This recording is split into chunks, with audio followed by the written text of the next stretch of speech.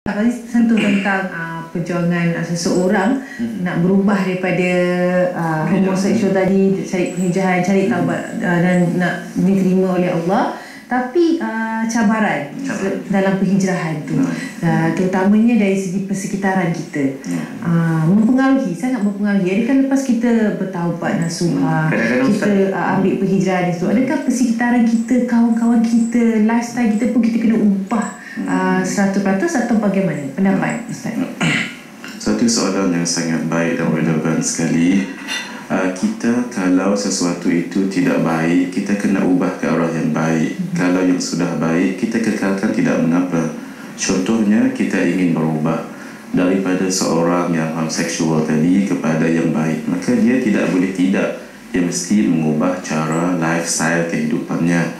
Sama juga seorang yang barangkali belum bertudung, maka dia kena berubah untuk bertudung. Tinggal lagi tudung itu bagaimana caranya. Apakah dia terus bertudung dengan tudung yang seperti sebesar telkung itu, ataupun macam mana. Jadi orang yang peringkat awal itu tidak mengapa dahulu, asalkan dia menutup aurat.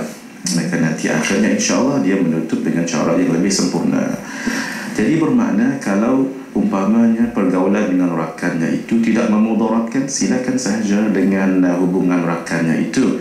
Tetapi kalau ia boleh memudaratkannya, tidak mengapa dihentikan buat sebentar waktu, supaya memberi mesej kepada kawannya, ini kali ini aku ingin berubah, maka jangan ditarik ke arah kemaksiatan umpamanya. Tapi jangan diputuskan hubungan itu. Barangkali asbab kita, maka dia juga berubah, maka sangat besar pahalanya. Man dalla ala khairin kafa'ilihi. Siapa yang menunjukkan seseorang itu ke jalan kebaikan, maka sangat besar pahalanya. Tadi Ukhti Irma bercerita tentang kadang-kadang cabaran daripada orang sekeliling. Kita ingin berubah, tetapi ada suara-suara di sana kata, ya, kamu ni nak berubah macam tidak istiqamah, ataupun kamu berubah mengikut masa. Itu terpulang kepada niat. Al-umur bimaqasidiha. Apa niat kita? Sebab itu tadi saya sebutkan, kita nak berubah mesti dengan ilmu, bukan dengan jalan mengikut kawan ataupun suasana. Jika ada suara-suara di sana yang umpamanya memperlekehkan, itu kita jangan ambil peduli, sebab kita berubah kerana Allah, bukan kerana mereka itu. Malah ulama-ulama tidak sedikit yang diejek umpamanya dalam mereka berbuat kebaikan. Imam Syafi'i umpamanya, pernah orang katakan Imam Syafi'i ini begini-begini, walhal beliau itu alim Quraisy. Maka dikhabarkan kepada beliau begini, Imam Syafi'i relax sahaja. Apa beliau katakan?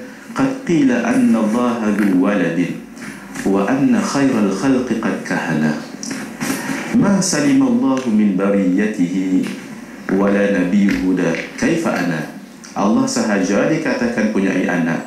Nabi, makhluk yang paling mulia itu, dikatakan seorang kahan, seorang ahli sihir. Allah tidak selamat daripada mulut orang yang mencerca, dan Nabi yang memberi petunjuk itu pun serupa. Kaifa anna, saya macam mana? Kerana itu tetapkan niat, dan kita kalau ikhlas, insya-Allah, orang yang ikhlas, insya-Allah Allah akan bagi satu kurniaan padanya yang sangat berharga, namanya istiqamah. Istiqamah ini adalah rezeki daripada Allah. Sebab itu Ibnu Abbas mengajar kita doa pendek tetapi maknanya sangat dalam. Allahumma rzuqnal istiqamah. Itu saja. Ya Allah, rezekikanlah kami istiqamah. Sebab istiqamah adalah kata rezeki. Kerana tidak semua orang boleh istiqamah. Maka kita mohon, mudah-mudahan orang yang nak berubah tadi, mudah-mudahan dia dapat istiqamah itu. Jalan tadi ikhlas. Bagaimana nak ikhlas? Dia mesti ada ilmu. Baik Ustaz, kan cakap pasal perubahan pula. Ada orang tanya pula kan, ada orang tanya contohnya macam kalau rokok lah, nak berhenti rokok, dia kata boleh kalau kita berhenti, terus berhenti begitu? Dia punya cabaran kan, ataupun dia berhenti sedikit demi sedikit. Jadi bagaimana tu Ustaz? Adakah perlu kita kalau nak berubah tu berubah totally, berubah drastik ataupun berperingkat? Masya Allah, tabarakallah, soalan yang sangat bagus. Saya punya seorang kawan yang Masya Allah, rokoknya ya Allah sangat banyak setiap hari, sampai doktor nasihatkan dia jangan berhenti merokok.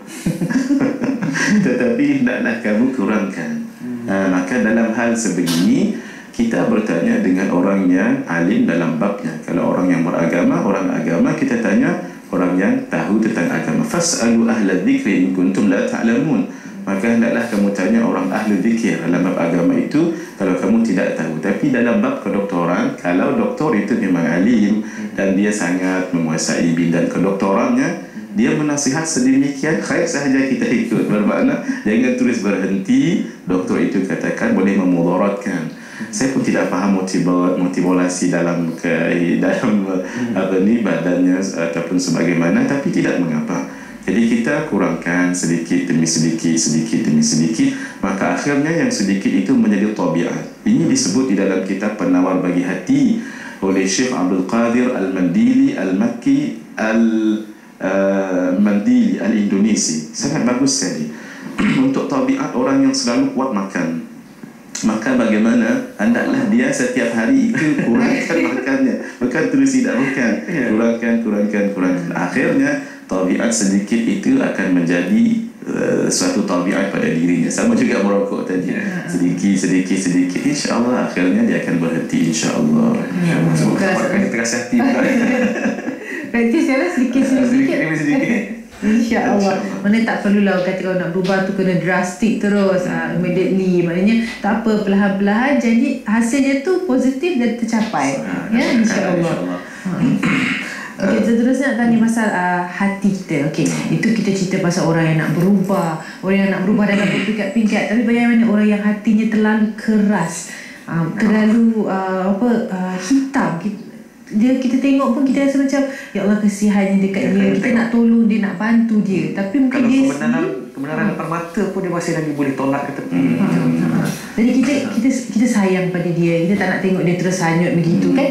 Jadi bagaimana kita nak membantu? Mungkin diri dia sendiri dia dah tak nampak dah ni, tapi kita sebagai rakan-rakan yang perlu ada tanggungjawab begitu kan. Sahih. Soalan yang sangat bagus.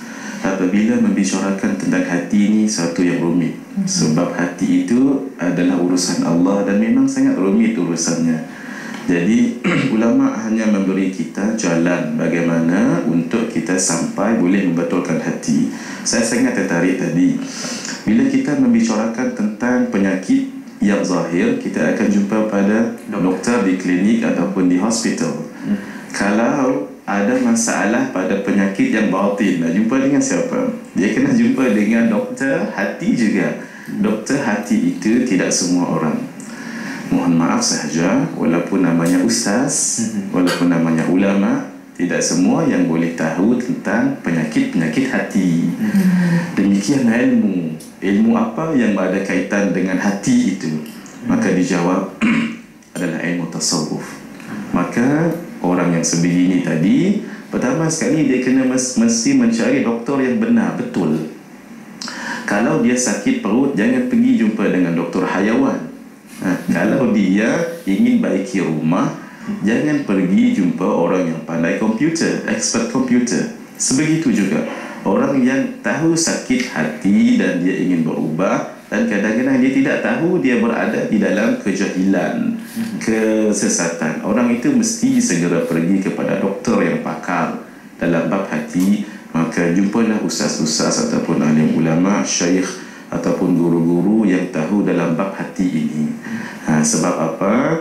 Hati ini sangat banyak jalannya dan sangat pelbagai karenahnya.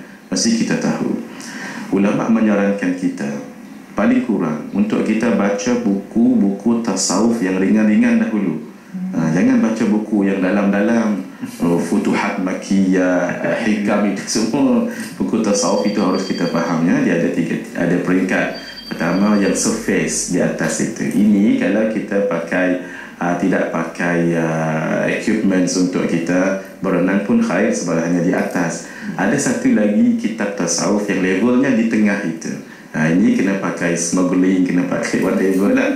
Ada satu lagi kitab tasawuf yang ia seperti dasar di lautan itu. Orang tidak boleh sebarang menyelam kalau tidak punya equipment yang cukup. Tak pakai kapal tidak pakai kapal selam ataupun pakai oksigen dan sebagainya.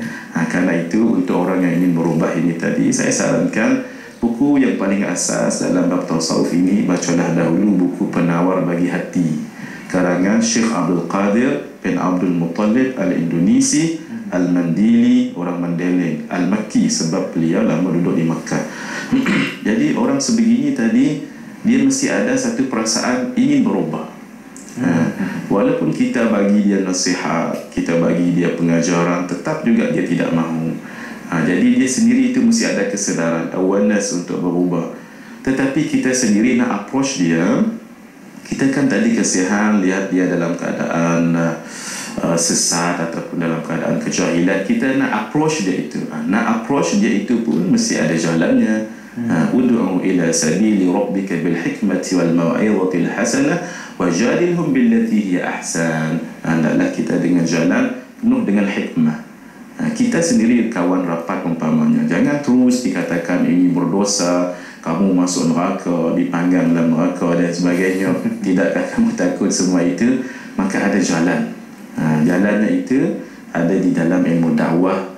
Maka kita approach secara baik, dan akhirnya orang itu sendiri akan sedar nanti. Saya terkesan dengan cucu Nabi Sayyidina Al-Hasan dengan Sayyidina Al-Husain dalam menegur ada seorang pakcik ini, dia tak betul dalam berwuduk. Maka akhirnya dia panggil, pakcik, kami ingin berwuduk, cuba lihat mana yang betul, mana yang salah. Maka mereka purposely sengaja buat salah, dan berwuduk itu sengaja buat salah. Jadi pakcik itu tegur, ini salah. Tapi dia kata, pakcik, tapi pakcik buat macam ni. Akhirnya dia sendiri sedar, Masya Allah. Akhirnya dia tahu bahawa dia itu salah. Maka menegur itu satu yang bagus, tetapi bagaimana mahu menegur, apa caranya, dan bagaimana belajar tentang ilmu tasawuf itu, bagaimana peringkat buku dan cara pengenalannya, itu sangat penting dalam menegur orang. Baik, Ustaz, saya juga tengok satu hadis Rasulullah SAW yang man ra'a minkum munkaran falyughayyirhu biyadihi, fa in lam yastati' falyughayyirhu bilisanihi, fa in lam yastati' fa biqalbihi, wa zalika adaful iman. Hari ini ramai, saya rasa ramai juga antara kita yang mengambil pendekatan, tak apalah, selemah-lemah ini. Maksudnya tegur dengan hati, paling-paling kan benci je lah, membenci saja benda-benda perkara-perkara yang tak elok. Tapi tidak ada usaha, walaupun sebenarnya mungkin ada sedikit kemungkinan untuk menegur secara lisan dan sebagainya. Jadi pandangan Ustaz bagaimana? Sahih.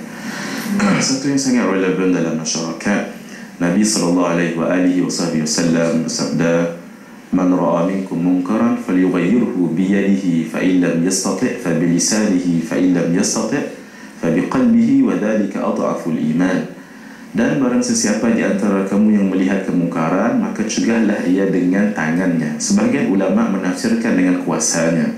Maka orang yang ada kuasa, umpamanya pemimpin dalam masyarakat, umpamanya ketua dalam jabatan, umpamanya ketua dalam suatu organisasi, dia menegur itu dengan cara kuasa yang dia ada. Fa illam yastati', kalau mungkin dia tidak boleh, tidak berupaya, fa bilisanihi, dengan lisannya, tegurannya, nasihatnya. Fa illam yastati' fa biqalbihi, itu yang hatinya tadi. Fa dzalika adhaful iman, maka itulah serendah-rendah iman. Maka menegur ini hendaklah kita lihat dahulu kondisinya. Apakah kalau kita menegur itu lebih bermanfaat baginya dan memberi kesan yang mendalam baginya dari segi hatinya, maka itu yang lebih baik. Sebab itu dari segi dakwah kita melihat da'i dengan mad'u itu mesti tele. Da'i dengan mad'u, kita sebagai da'i, orang yang di hadapan kita itu adalah mad'u, dia seorang profesor. Maka macam mana kita berdakwah? Tidak sama dengan seorang kampung, umpamanya pakcik-makcik, dan tidak sama dengan seorang budak kecil. Maka menegurnya itu ikut situasi, tetapi tidak terus hanya lihat saja, tak apa dengan hati, lihat saja dengan hati, tidak semestinya. Sekarang kita ada email, kita ada Facebook, kita ada wakil rakyat, kita ada surat. Silakan saja dengan semua itu, asalkan semuanya memberi faedah dan memberi kebaikan dan teguran yang konstruktif, yang membina, bukan destruktif, bukan yang meruntuhkan. InsyaAllah. Alhamdulillah. Satu Perbincangan. saya rasa untuk 2 segmen cukup menarik untuk kita ambil pengajaran. Mana kita yang tak tahu, kita boleh belajar dekat sini.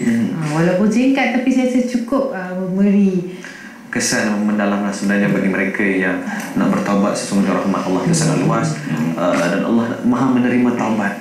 Tak kira kita ni bagaimana, sejarah kita yang dahulunya lepas bagaimana sekalipun, tetapi apabila kita ada keinginan untuk bertaubat, maka carilah ilmu bagaimana cara untuk bertaubat dan lakukanlah dengan meminta doa dengan beralasan yang selalu kita jawab, aku terlalu teruk sangat ni, boleh ke Allah ampunkan aku ni? Boleh, insyaAllah. Sampai sebulan lagi jangan tak mahu saja cakap macam tu.